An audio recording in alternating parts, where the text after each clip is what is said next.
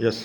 इस समय हम मध्य प्रदेश के आदिवासी बहुल जिले मंडला में हैं, जहां से देश के सर्व प्रसिद्ध आदिवासी नेता फग्गन सिंह कुलस्ते चुनाव लड़ रहे हैं और यह सीट जो है लोगों के लिए एक चर्चा का विषय बनी हुई है। और आज हमारे साथ चर्चा के लिए केंद्रीय इस्पात राज्य मंत्री कुलस्ते जी हैं। कुलस्ते जी बताइए कि ये लंबा सफ़र रहा है आपका, 96 से पहली बार आप चुनाव लड़े और ये 8वीं बार लोकसभा चुनाव लड़ने जा रहे हैं, जिसमें आपको 6 बार सफलता मिल चुकी है। किस ढंग से देखते हैं क्या बदलाव, क्योंकि उस समय आप युवावस्था में थे और आपने जब आपको जिम्मेदारी मिली तो कुछ नहीं था, तो आज कितना आप संतुष्ट हैं चीज़ों को देखते हुए? देखिए, पहली बात तो मंडला को भारत में लोग जानते हैं, गोंडवाना को लोग जानते हैं। विकास की जो गाथा प्रारंभ हुई 96 से, अभी प्रधानमंत्री जी आए थे बालाघाट, उनने एक बात कही, 33 साल में ये संयोग भारतीय जनता पार्टी को, मुझे संयोग मिला कि सबसे बड़े भारत की ये जो परियोजना अमान परिवर्तन रेलवे का है, इसको पूरा करने का श्रेय ये भारतीय जनता पार्टी को जाता है। और वास्तव में उसमें से मैं फाउंडेशन भी किया और उसको पूरा भी किया, ये संयोग मुझे प्राप्त हुआ। जहाँ तक रोड की कनेक्टिविटी का मामला है, उसको भी मैंने लगभग 5 ऐसे प्रमुख हाईवे 4 लाइन ये मैंने पूरी लोकसभा के अंदर दिया, मेडिकल कॉलेज दिया, जितने रोजगार की संभावनाएं हैं उसके लिए हमने कोशिश किया। और आपको पता ही होगा कि जब झाबुआ प्लांट शुरू हुआ तो उसको भी मैंने शुरू कराया, मनेरी के अंदर न्यूक्लियर पावर प्लांट, इससे हजारों लोगों को रोजगार प्रत्यक्ष रूप से मिलेगा।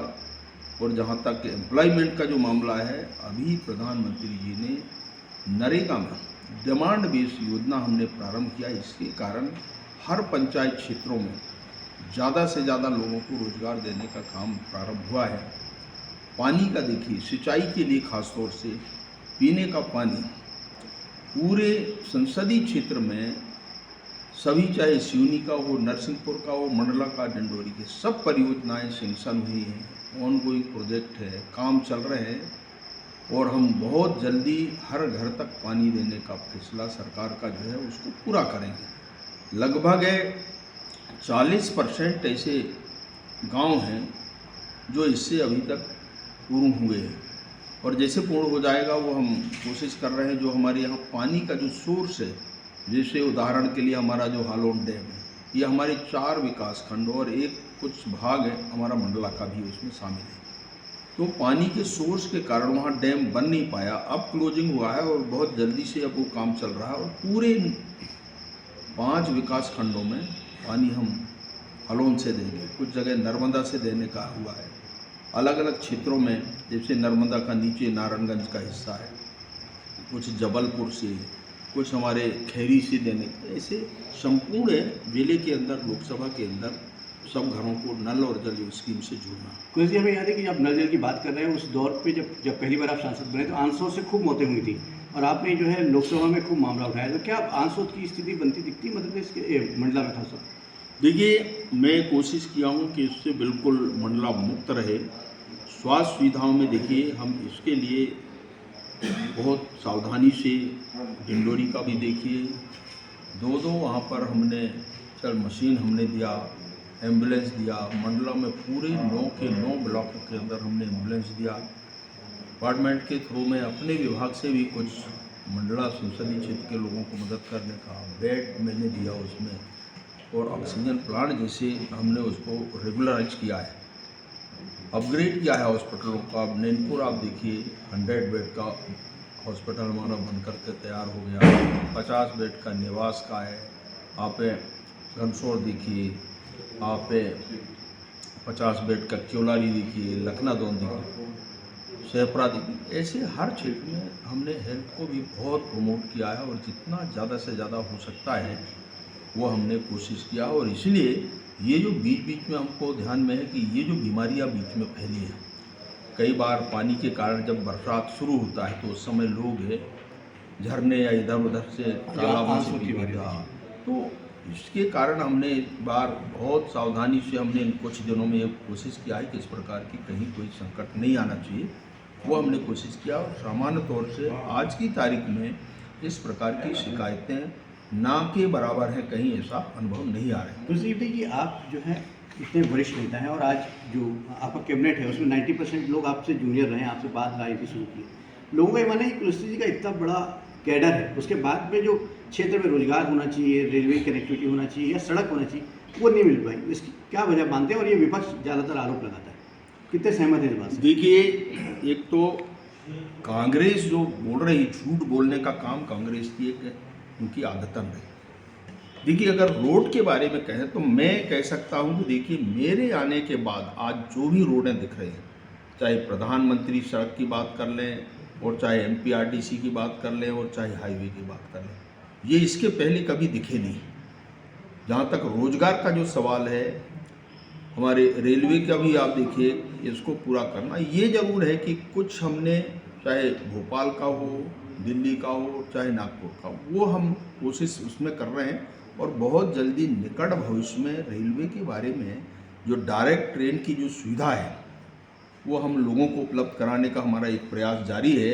और मैं ये कह सकता हूँ, वंदे भारत जैसे ट्रेन नैनपुर को मिलना, ये भी अपने आप में बहुत उपलब्धि है। 4 मॉडल स्टेशन हमको प्राप्त हुए हैं। झांसी से एक और चीज़ निकली, झांसी से जो आपकी जो सड़क जा रही है नागपुर, उसे पूरा आपका संसदीय क्षेत्र भी कवर हो रहा है। देखिए, वही है, मैं ये कह सकता हूँ, जैसे कांग्रेस है कि जब सरकार थी यूपीए में, इस रोड को बंद कर दिया गया था, डाइवर्ट कर दिया कमलनाथ ने उसको छिंदवाड़ा नरसिंहपुर से, तो ये पूरा रोड बंद हो गया। मेरे आने के बाद, मोदी जी के आने के बाद, मोदी जी ने फिर इसको इनिशिएटिव लिया और इसके कारण नितिन जी के पास ये विभाग आया। तो आप देखिए, नरसिंहपुर से लखनऊ डाउन होती हुई जो मेरे ही क्षेत्र से पूरा सिवनी और नागपुर, ये जो फ्लाईओवर बना करके अब बहुत आसान, हम 2 घंटे में सिवनी से नागपुर पहुंच जाते हैं।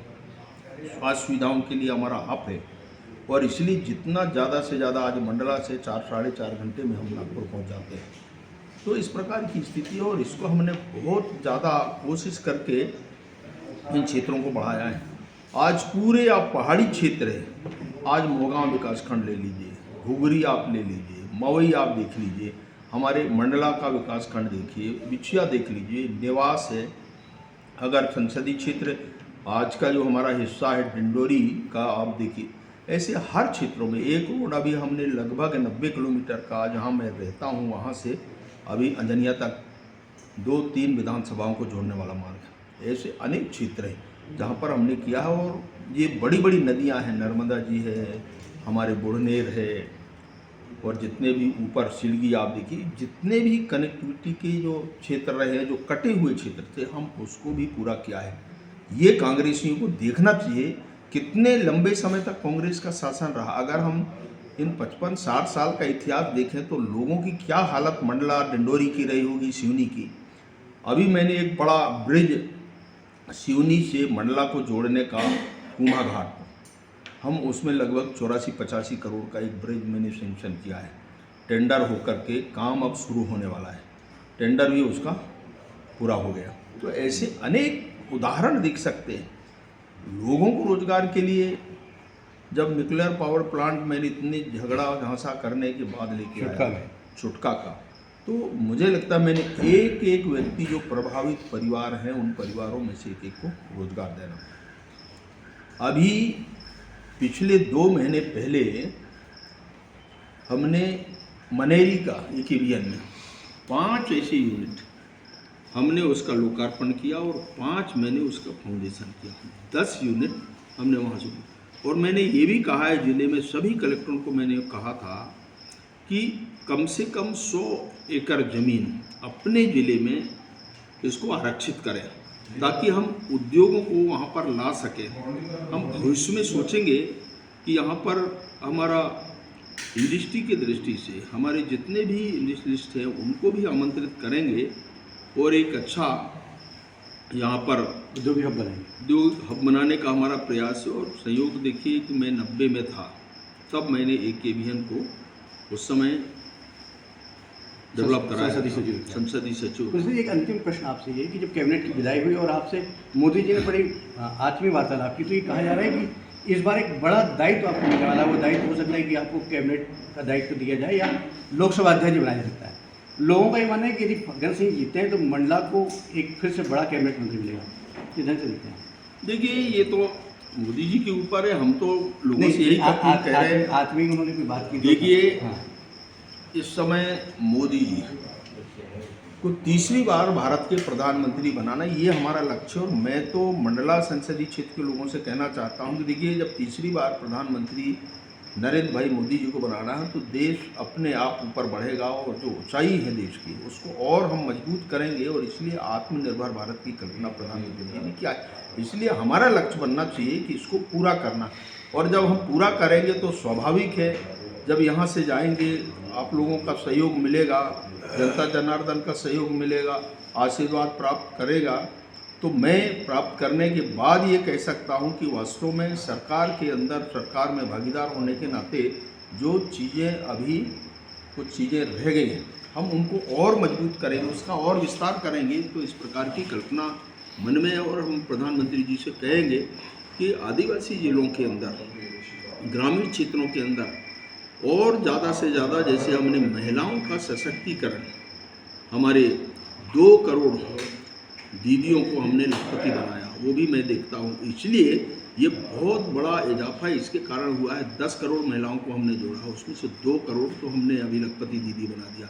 1 करोड़ का टारगेट हमारा और भी है, हम उसको भी बनाने का हमारा टारगेट है। फिर ड्रोन दीदी, ये सारे जितने भी काम हैं, लोगों को रोजगार देना, उनको किसी न किसी काम में लगाना, तो मुझे लगता है कि केवल नौकरी अकेले नहीं, हर सेक्टर के अंदर लोगों को रोजगार देना, ये हमारा लक्ष्य है। और इसीलिए सेल्फ महिलाएं जो काम कर रहे हैं कि उनको सालाना 1 लाख रुपए अपने अन्य खर्चे के अलावा उसकी बचत है। ये उदाहरण हमने देश में प्रधानमंत्री नरेंद्र मोदी जी ने पेश किया, और हम चाहते हैं कि इसी आधार पर महिलाओं का सशक्तिकरण, समाज में किसानों का, युवाओं का, इनको काम देना।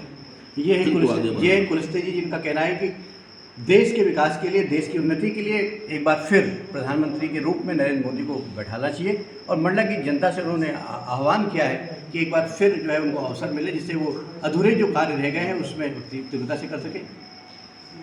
मंडला से कृष्ण मोहन झा, सहारा समय के लिए।